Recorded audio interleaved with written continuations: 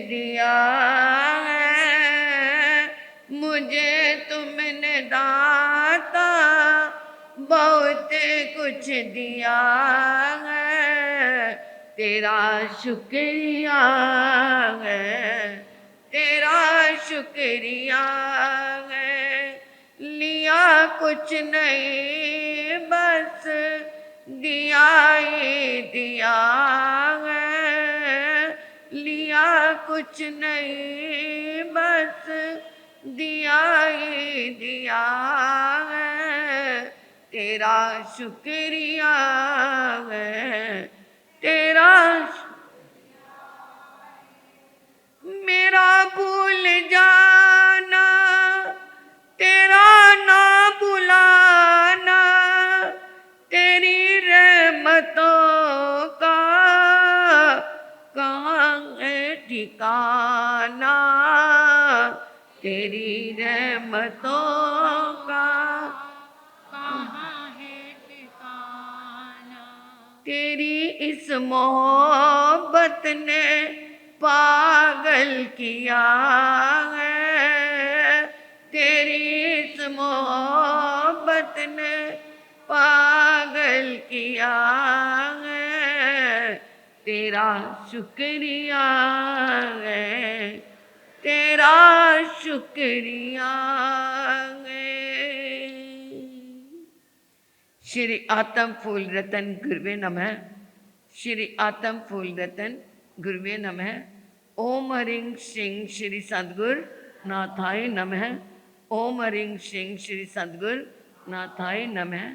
परम श्रद्धा, परम आराध्या, परम पूजनिया, तपाचार्या, परमात्म स्वरूपा गुरनी मैया के पावन पुनीत चरणार बिंदों में हृदय की अनंत अनंत आस्था के साथ अनंत अनंत वंदन समर्पित हूँ।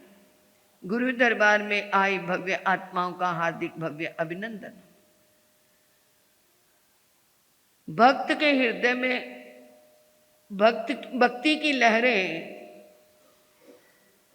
उछाले मार रही हैं, तरंगित हो रही हैं, एकदम हिलोरे ले रही हैं। वो कौन भक्त है? आचार्य श्री मानतुंग जी प्रभु के दर्शन कर रहे हैं। कहाँ बैठे बैठे? अंधेरी कोठड़ी में, अंधेरी कोठड़ी में जहाँ कुछ दिखता नहीं है, परंतु फिर भी वो दर्शन कर रहे हैं। और दर्शन करते करते इतने आनंद में उद्वेलित हो गए थे। कल बताया था, शक्रेंद्र ने कहा मैं जिन शासन का सेवक हूँ, मैं आपकी बेड़ियां तोड़ने आया हूँ, आपके कष्ट को दूर करने आया हूँ। तो उन्होंने क्या कहा था? मुझे कोई कष्ट नहीं है और मेरे शरीर पे ये बेड़ियां हैं, मुझे ये भी नहीं पता, मुझे ये तंगी नहीं कर रही, मुझे ये किसी तरह की परेशानी नहीं दे रही, इसलिए तुम क्या करने आए हो? जाओ, जिन शासन की प्रभाव ना करो। नहीं, ये मैं चमत्कार करके दिखाना चाहता हूँ कि देखो धर्म में कितनी ताकत है। तो वो कहते मेरे साथ मेरे चमत्कार हो रहा है, मुझे प्रभु के क्या हो रही हैं? दर्शन हो रही हैं। मैं उनसे जुड़ रहा हूँ। अब मैं जुड़ रहा हूँ, मेरा मन कहीं और नहीं है। तो उसी के भावों को ये 11वीं गाथा में दर्शाया।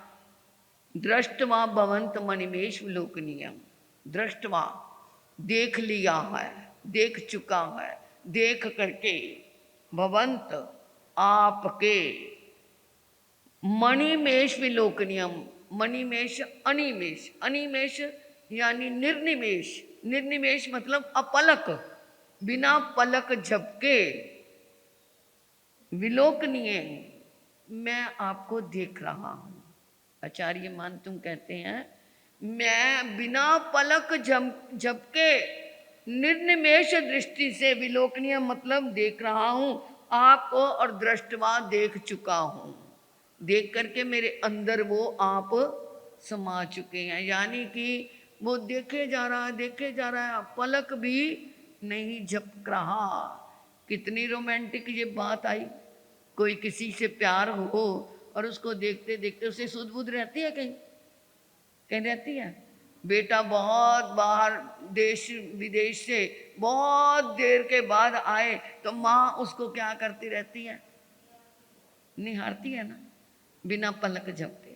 तो यहाँ पर वो क्या है, वो अपने प्रभु को क्या कहते हैं, मैं आपको देख लिया और मैं बिना पलक झपके, मेरी आंख ही नहीं क्या है बंद हो रही, आपको मैं देखे जा रहा हूं। कबीर दास जी ने भी क्या है अपने प्रभु के साथ ये ऐसा ही संबंध जोड़ा था। उन्होंने कहा था, मेरे राम नैनन की करु कोठड़ी, पुतली पलक बिछाए, पलकन की चिक डार के अपने प्रियो को लहू रिझाए।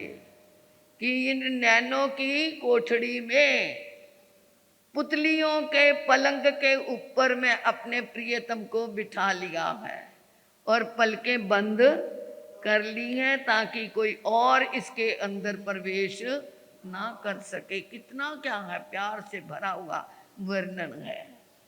और उन्होंने कहा, नान यत्र तोष मुपजाति चक्षु जनस्य चक्षु, यानी कि नान यत्र और कहीं पर भी तोष मुपजाति संतोष को प्राप्त नहीं होते, जनस्य चक्षु ये लोगों की आंखें, यानी आपको देख लेने के बाद अब इन आंखों को कुछ और अच्छा कहीं और देखने को मन नहीं करता। प्रभु अब आप मुझे मिल गए, अब कहीं और कुछ देखने को दिल नहीं करता। किस रूप में कहा उन्होंने, पीतवा पय शशि कर दुति दुग्ध सिंधो। पीतवा जिसने पी लिया है, जो पी चुका है, पय दूध को, कौन से दूध को, शशि कर द्युति दुग्ध सिंधु, चंद्रमा की किरणों के समान। शशि मतलब चंद्रमा, कर मतलब उसकी किरणें, चंद्रमा की किरणों के द्युति चमक के समान, और दुग्ध दूध के समुद्र के समान जो सफेद, मतलब जिसने क्षीर सागर का दूध पी लिया।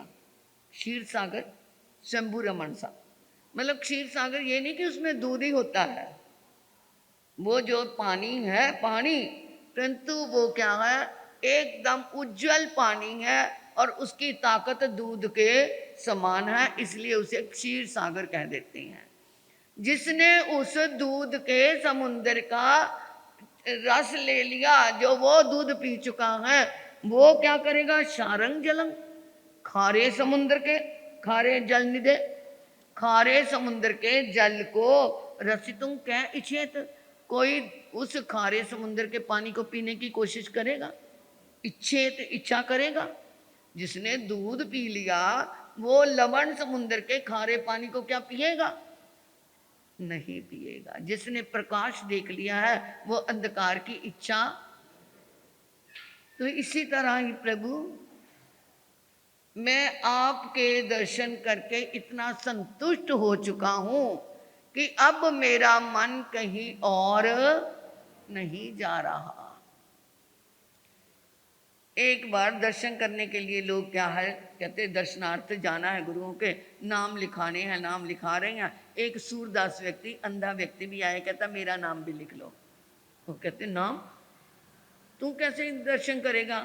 कहता देखो भाई साहब, मैं दर्शन नहीं करूंगा परंतु गुरुजी तो मेरे के ऊपर दृष्टि डाल ही देंगे ना, तो मेरा दर्शन क्या हो गया, जाना सफल हो गया।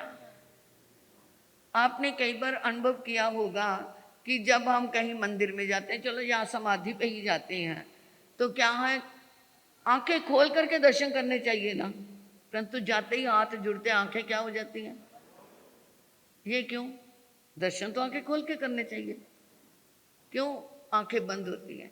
क्योंकि वहाँ की जो ऊर्जा है, वहाँ की जो वाइब्रेशन है, वो सारी हमारे अंदर आंखों में जाके समा गई है और अपने आप आंखें बंद होकर के वहाँ भक्ति से हाथ, अपने आप हाथ जुड़ते हैं, अपने आप आंखें बंद होती हैं।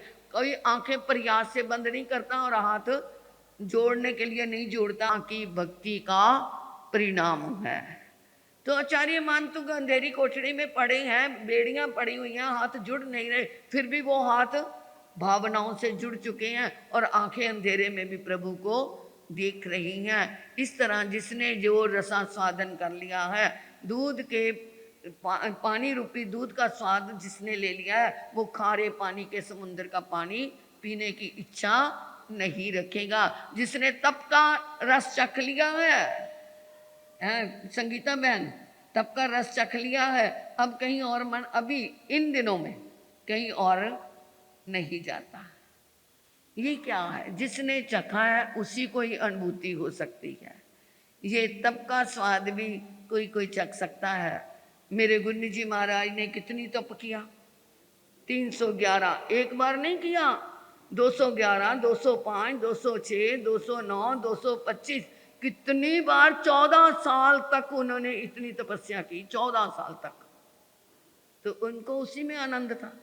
मैं कई बार पूछ लेती थी, गुन्नी जी आहार आता है, कई बार वो अपने आप बरताने हमें आहार देने के लिए आ जाते थे, क्योंकि मैं तो उनके पट्टे के पास बैठी रहती थी, अंदर से आवाजें आती रहती थी, आ जा आहार कर ले, आहार कर ले। तो गुन्ना मेरा हाथ पकड़ के कहते चल मैं तेरे को खिला के आती हूँ। तो वो मैं कई बार पूछती थी, गुन्ना आपका दिल नहीं करता, कुछ देख करके मन नहीं आता? कहते अब तो मन क्या, पता ही नहीं चलता कि आहार क्या है क्या नहीं है, मेरे को तो अपने अंदर में ही सब कुछ मिलता है।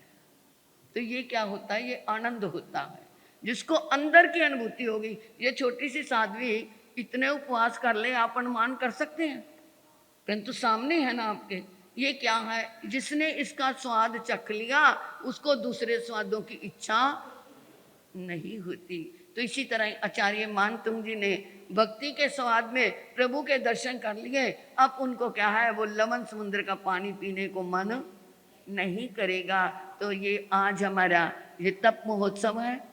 ठीक है, मैं मानती हूँ आज संडे है, परंतु फिर भी लोगों को वैसे पितृपक्ष में कोई काम तो खास होते नहीं होते हैं। ओ महाराज जी पेमेंट लेने जाना पड़ता है, ये करना पड़ता है, बहुत कुछ कहते हैं। चलो अब ये जितने ये पगड़ी वाले बैठे हैं ना, ये जितने साफे पहन के बैठे हैं, कहीं उतारे हुए वो भी पहन लो जिन्होंने उतार दिए हैं। ये सब ने क्या है, इनके अभिनंदन के लिए अपना सोच लो क्या क्या पचखान लेना है, अपना सोच लो। ये आपने ये क्या है, ढोल बजा करके लेजियम खेल खेल करके टिप्पणी चला चला के नहीं गुजारा चलना, कितना कितना पचखान लेना, अपना मन में भावना बना लेना। हमारी साध्वी के साथ भी हमारी बहनों ने उस दिन कहा था, महाराज जी मैं करूँगी इतने, मैं कल मेरे को अभी ये खविंसा परिवार में से भी आई, महाराज जी मैं 21 काशने करूँगी।